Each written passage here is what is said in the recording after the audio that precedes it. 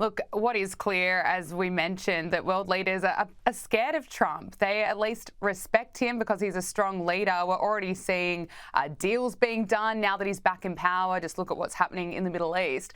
And Donald Trump recently slammed Colombia's president on Truth Social after he initially refused to accept US military planes carrying deported migrants. Now, Trump posted a photo of himself wearing a fedora next to a sign with 4 letters, FAFO. I actually had to figure out what this actually means recently, and I've discovered it's F around, find out. And after the threats about tariffs, Colombia's government agreed to allow US military flights carrying deported migrants to land. So FAFO at this stage, we're 1 week in, but it seems to be working for Trump. Yeah, it does. Welcome to the age of FAFO diplomacy, and I'm all for it. It's worth actually just recounting this. You had 2 planes that were on course for Colombia full of illegal criminal migrants of Colombian heritage. The Colombian president says, no, too hard, we don't want them. Trump is on the golf course at the time and he goes, nah, sorry, mate. Gets out of his golf buggy, tweets away that we are going to put 25% tariffs on you. They're going to go up to 50% tariffs in a week. We're going to put sanctions on all of your senior leaders and oligarchs. We're going to stop any Colombian officials entering the country. We're going to basically make your life a misery. And within 20 minutes, not only did Colombia cave, they offered the presidential plane of Colombia to help get these migrants out of the US and into Colombian territory. It was extraordinary. And I was watching this in the pub at the time, just on Twitter going, this is so much fun. And what does it tell you? It tells you that, number one, that this is a very different Trump administration to the first time around. I would wager that that tweet that Trump sent was drafted long before the election. They are much more prepared. They're much more strategic. They're much more focused. And you've seen that with the executive orders that have gone out. And you've seen that with that response in that moment there. But the other thing is, it's just refreshing to see a leader that is unashamedly putting the interests of his country first. If it was Biden who was the president in the situation, he would have taken the plane back and then you would have had a review and some government department would have said, well, there might be this international law that we're potentially in contravention of. It would have gone for a few months and then nothing would have happened and it would have fallen out of the news and those people would have stayed in America. It is so good to finally see a country that is actually putting its people first. I just wish the UK and Australia would do the same thing.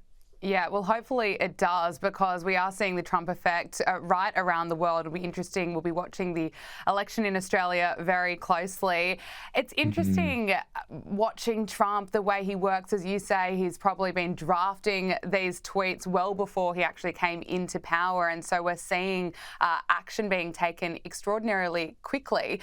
And what do the majority of Americans think of Trump? Well, he's essentially more popular than ever.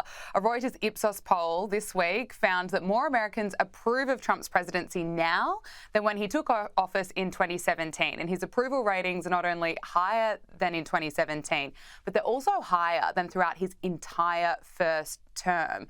His approval rating is up 9 points from January 2017. What do you put this down to?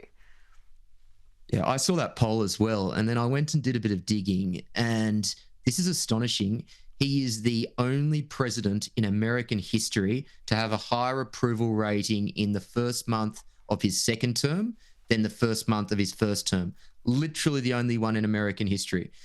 And it raises a very interesting question as to whether Trump has changed or whether the American public have changed. Now, look, I think it is probably a bit of both. I think Trump is certainly more focused. I think he knows that he only really has 2 years to get what he wants to get done. I think there's a sense of urgency that just wasn't there when he was in there in government in the first time. But I think, to your point, the vibe shift is real. The American people have changed. Increasingly, the people of Australia and the UK and the Anglosphere are changing as well. I think the worst of wokeism is behind us. And I think increasingly, particularly when you have really difficult economic times, as we've seen in the US, as we're seeing in the UK, as we've seen in Australia, people prioritise outcomes over virtue signalling, and they're very happy that they've now got a leader that is doing the same thing. 100%. And after 4 years of Joe Biden and Kamala Harris, no wonder people are so happy to have Donald Trump back. But finally, I want to get your thoughts on the controversial DOGE, the Government Department of Efficiency, that it has provided an update. In the first 80 hours, approximately $420 million of current and impending contracts have been cancelled. 2 leases have been cancelled. And of course, the focus is mainly on DEI contracts. We're also seeing this under Donald Trump, that it appears DEI is basically dead. Yeah, and good riddance to bad rubbish. I don't think you can underestimate how extraordinary the last week has been in American politics. One by one, all of the tenets of the woke orthodoxy that's been foisted on us by the elites for decades now have just been blown up by Trump with the strokes of a pen.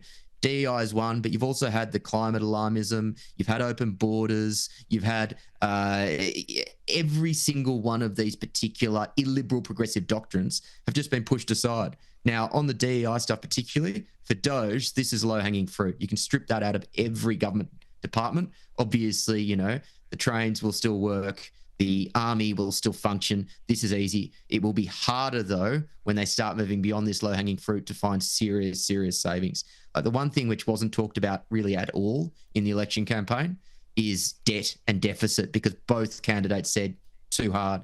The US is now spending more on interest on their national debt than they spend on defence. That's extraordinary. And there is a pretty much an ironclad law that any great power that spends more on servicing their debt than on their military won't remain a great power for long. So DOGE is a great start, but they're going to need to look at more serious spending cuts over the next 5 years, or else the US is going to be in serious problems. And I'm actually not sure at this stage whether Trump has the appetite for those spending cuts of that particular magnitude. Okay, Will Kingston, thank you so much for joining us on Power Hour. Great to speak with you. Thanks, Gabriella.